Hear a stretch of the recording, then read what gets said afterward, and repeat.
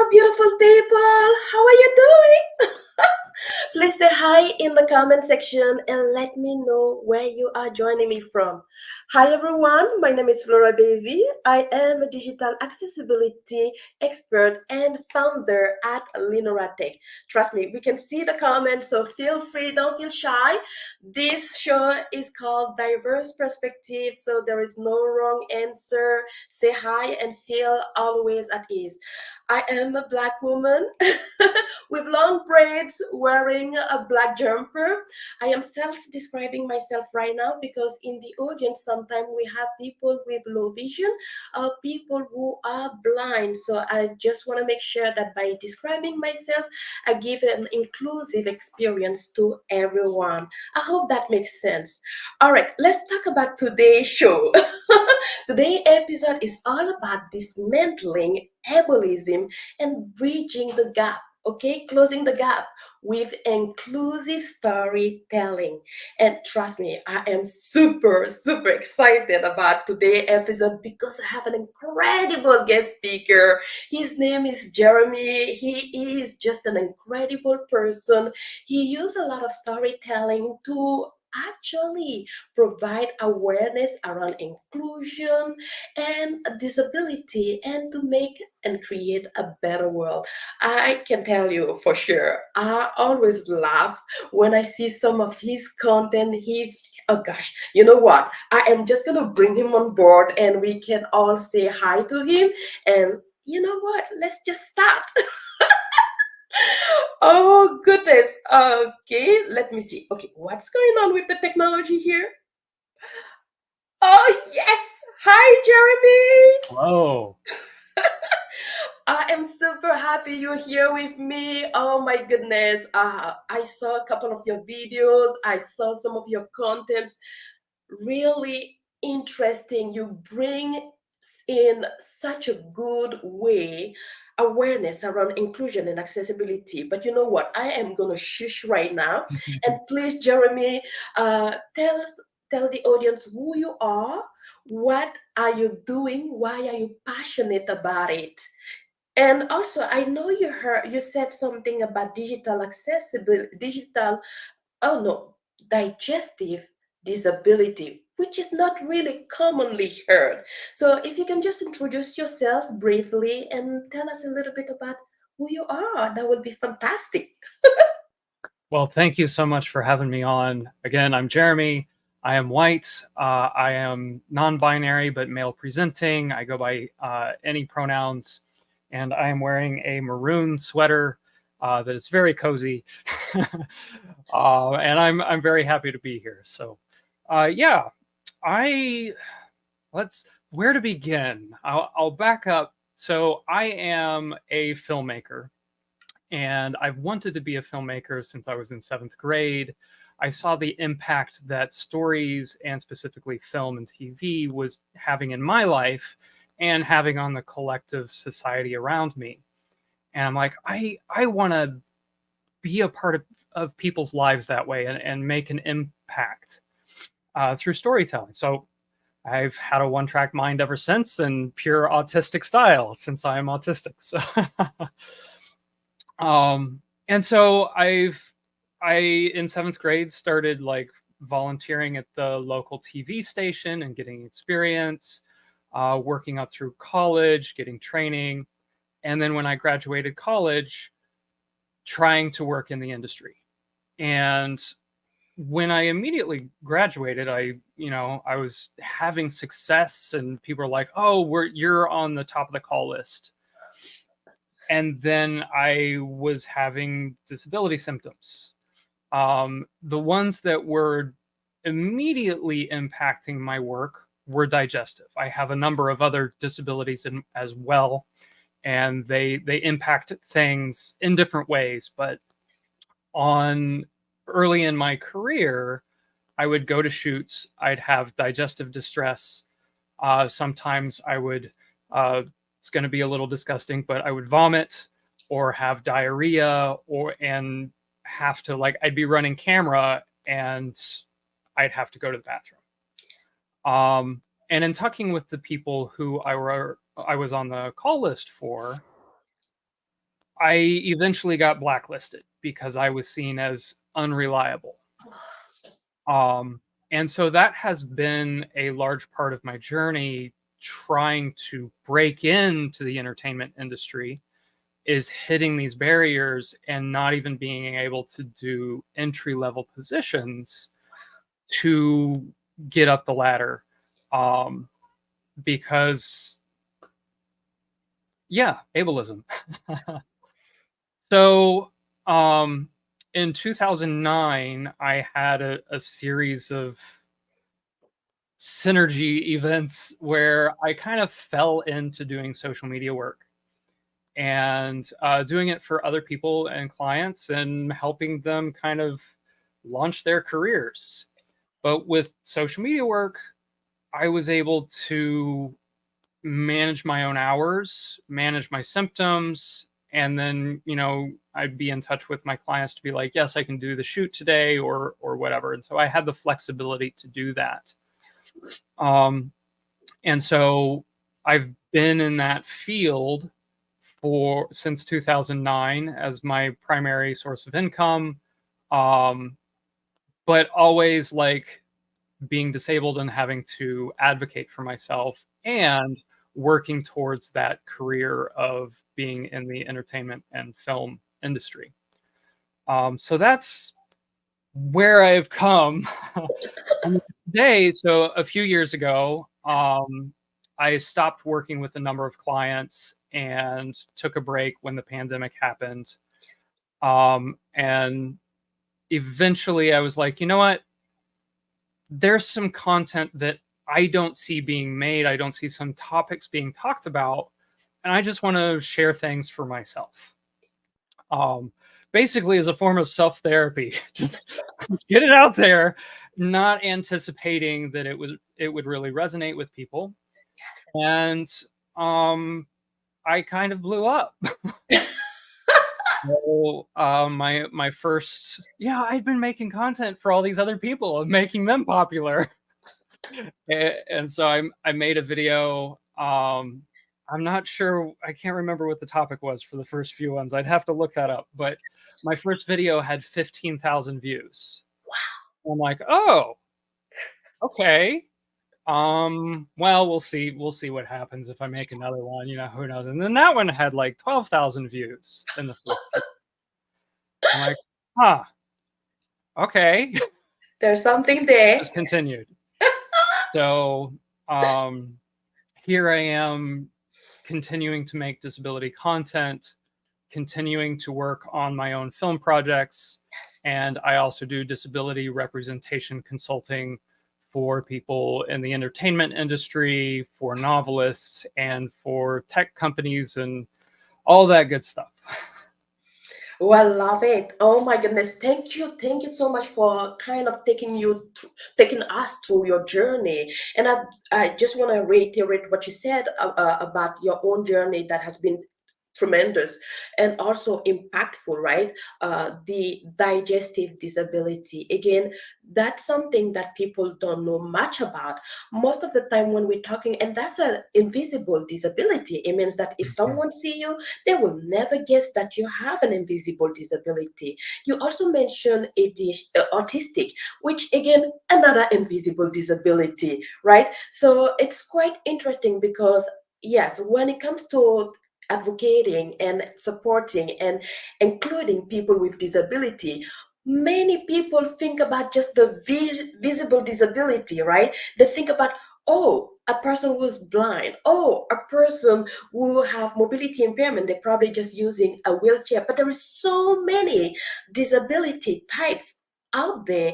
And so when I speak with leaders and people that are creating things and want inclusion, some feel like they don't have any client with a disability, right? And some think that they have no employees with a disability, but you were one employee, right? With a disability, a digestive disability. But because that was not commonly talked about, that was not an awareness for people, they started blacklisting you. And that is so sad. And I think that this is the perfect time for us to kind of talk and see how can we even use storytelling to create more representation, to bring more awareness. But before we jump to that, I want to acknowledge the different people that are saying hi and they are live. So please, if you're joining live, say hi. Let us know where you are joining from. And have you heard about any other type of invisible disability in your environment, in your network, with friends and family? Please share it in the comment, please. I see Chris. Hi, Chris. Thing, can I see it? Yes, Chris said hi. He's from Montreal. Oh, hi, Chris. Super happy you're here. I see Lisa said, greetings from Canada. Hi, Lisa. So happy you're here as well. I see, who else? I see Eric. Eric said hi from Colorado. Oh my goodness, we have a full house. I see a LinkedIn user from Ireland. I cannot see your name here on the StreamYard, but you know who you are. So hi to you as well. And I see Chris put a sad face, and I think that's when Jeremy, you mentioned that you were blacklisted, so that didn't feel right. And I think everyone can feel that exclusion because of a disability is not right. So I see Livon. I hope I am pronouncing your name right. She said she is a Jeremy fangirl. Jeremy, there you have. She is one of the 50,000 people you have already attracted in your network. I'm super happy. She said, thank you for telling us about your story and so much more. Hashtag neurodiversity mom. Oh my goodness. See, I said it. Many people feel like disability is just a small pool, but there is more than 1.3 million, if I'm not billion, if not, I'm not mistaken. I probably should go and check properly my numbers, but there is a pool, a big market of people with disabilities, and 70% of people with disabilities have invisible disability. These people can be customers, they can be, like you said, employees, they can be even directors. Sometimes we don't know. So we need to have all an open mind. I see a lot of people that are saying hi. Hi from Argentina. Oh my goodness, we have the whole globe in the place. I'm super happy. I see also Christine from France. Hi Christine, bonjour. Merci de nous joindre. So happy you're here as well. And oh gosh, we have a lot of people. We have Lisa said the AIDS Community Foundation for Black Canadian with Disability. Oh my goodness, thank you so much for connecting and joining us. So Jeremy, we really have a full uh, really, we really have an incredible pool of audience right here. And again, please share, say hi, let us know where you're from. I see Eric made a comment, so I am not gonna stop here, but the time is running and we have about just a few minutes, and I want to make sure that we kind of ask a lot of questions to Jeremy while he's here. So Jeremy, really, can you tell us a little bit about how we can use storytelling to dismantle ableism, right? Because I think personally that people don't know what they don't know. So sometimes, yes, people have really interesting way of talking about disability or accessibility. It might not be the ideal way, but I would like to hear your perspective on how can we use storytelling to kind of create a little bit more inclusion around all type of experiences. Absolutely. Like, we all kind of know that stories have a profound impact on us. I think it's how just people relate and process our experiences. Like, we can quote statistics and that's important, and we can talk about things, but if we experience something through a story, it's like living an actual experience that you haven't had. Yes. And so in filmmaking, in all forms of storytelling, we get to experience all these different environments, all these different ideas through a story, and how impactful it is. So there's, on the first level is just like raising awareness of the issue. This issue exists. But then beyond that, through a story, you can build empathy, you can build understanding, you can go like, oh, I know what it's like to kind of go through that process because I've read a story or watched a story. So I'll use the digestive issues as an example. Think about it for a second. Can you think of a TV show or a movie that has approached digestive distress, whether that's a one-off event or like a chronic condition, with empathy? Not that I know of. And that's a good Right? question for the audience. Yes. Yeah. Like I can think of a dozen where we're making fun of the person or we're laughing at the person who's experiencing digestive distress. There's one that I can think of where there's a character who presents empathy, and it's Austin Powers, who's like, who does number two work for? And the guy in the other stall is being just so kind, going like, yeah, man, bite down on something and give it hell. And it's like, that's great. Of course, he wasn't actually experiencing digestive distress, but like that's the closest that I can think of. Um, and so you have all these other experiences like Dumb and Dumber, where you're like, we identify with someone experiencing digestive distress because we've all been there, but it's kind of like, aha, look at him. And yeah, it's uncomfortable. Yes. So I experienced something. So I've written a screenplay called Camping with Dad. It has inspiration from my own digestive issues with the main character. And something that surprised me as I took earlier drafts and had beta readers give me feedback, one of the early scenes in the script, we see the main character experiencing a digestive distress in the bathroom. And so many readers first gave me feedback that they were uncomfortable reading the scene because it's an uncomfortable thing. But then second, the feedback that I got was, I thought the scene was supposed to be funny.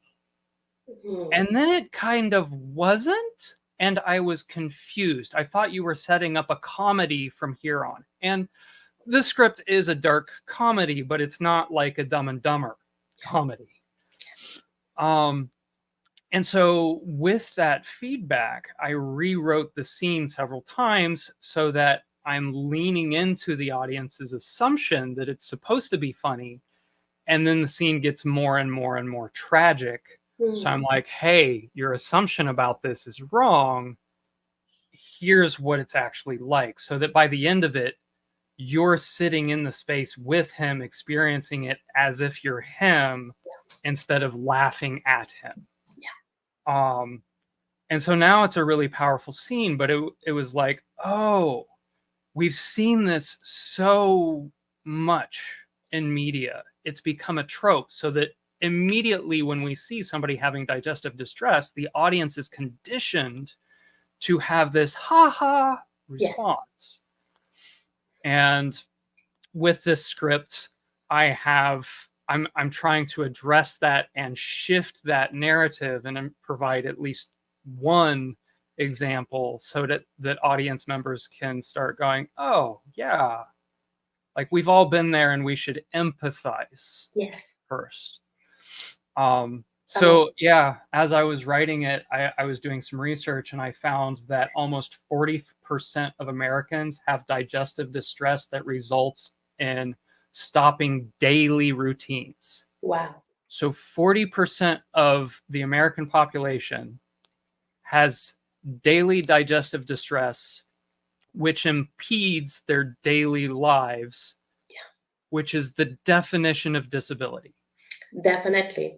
And I can kind of relate to the fact that understanding and empathizing and getting awareness is the most, how can I say it? It's empowering everyone. if that makes sense. And I want the audience to tell me exactly what did they think about you sharing that profound story. This is how it worked for me. Because again, I don't have a disability. I don't have a lived experience when it relate to disability, but I have been in the field of advocating, supporting, and auditing for major digital product for inclusion and accessibility. I know for a fact that having an awareness is really important. Like you mentioned, Jeremy, we have been conditioned in creating or seeing things in a specific way, and that's usually what happens when I tell, for example, on a different lens, right? A developer, you need to fix the problem for, disability awareness, for inclusion. The developers are like, no, we have been creating code this way for a long time. Why are you asking us to change now? And through your story, what you're telling is that, listen, I'm a human being like everyone else, but here I have a different identity in addition, right? And this identity is allowing me to do certain things and not allowing me to do certain things. So when I shift that narrative for inclusion in the digital space, it's the same thing. People know what they know. Able body will say, I will just create something for based on what I know, but it's important to listen to advocate like Jeremy telling different story, bringing different perspective, because with those story we have the chance to really remove ableism, to create inclusive experiences for everyone. And as I am really advocating for people that people who are incredible at telling story. Jeremy is one of them. Like, it, please connect with him, follow him, and follow me, of course. But connect connect with him, follow him. One thing for sure is that yes, you need to have awareness. The other thing is you need to have empathy. Do not just laugh at condition just because it's been created that way. And assumption is not always good assumption, right? It's good to discuss with people who have lived experience to understand what is the best way to create inclusion for everyone. I see Christine said, oh my goodness, I love this, challenging the standards storylines about disability. 100% agree. Eric also said yes. And Livon said, how can we get involved? Ooh, that is a good question. How can people get involved? And we have about a few minutes, but let's make sure that we can, hash down. And but how can people get involved, Jeremy, uh, with creating more inclusive storytelling? How can they get in? Um, that's such a vast question. It There's so many different ways. And it depends on like where you are, like um are you a leader in an organization, are any of those kinds of things. One of the things that I advocate for whenever I'm doing consultations, um, and talking about disability representation, and this applies to everything, but of course I'm talking with people who are developing stories for film, TV, or whatever, is the phrase "nothing about us without us," and I've added to that "in charge." In my experiences, where I'm talking with people in the industry, they're often like, "Well, we hired a disability consultant." It's like, okay, well, did that consultant have veto power over the representation? Because I've done consultations on narratives that have disability representation where I'm like, these are my recommendations. And then they choose not to follow those recommendations, but they're like, hey, Jeremy's our consultant. See, we did our due diligence. I was like, but you didn't You do didn't. the No, thing. So they didn't. right. And so you have non-disabled people representing disabled lived experiences, where the disabled people aren't telling our own stories, and we don't have any measure of creative control to say, no, this isn't equitable. Yes. It needs to be changed this way. And then the other phrase that I like to use is more than one in a room, which that both of those phrases have been in this space. I haven't invented them. I have tweaked them in my own work because of the responses that I've gotten. So the first one, nothing about us without us, and I've added in charge. The second one, more than one in every room. Or more than one in a room, I've added every room. Ooh. So if you have your writer's room and you have diversity there, but the entire rest of the crew doesn't have diversity, every single person has an opportunity to either help with diversity or can make that representation not equitable. So I like to use the example Love on the Spectrum, which, if you're not familiar, is a television reality show / documentary. It's more reality show in my opinion, but the music choices that they use, I have a problem with, and many autistic people have a problem with. It feels infantilizing. Not every autistic person. There's a lot who like the show and that kind of thing, but the music emphasized and promoted the subconscious ableism that people have about autistic people being awkward. The music was awkward. And so there's an example of a non-autistic person making music choices about how autistic people are being represented. You don't have autistic people in the room who are saying, let's do something else. Oh, I love it. I love it. Here you have it.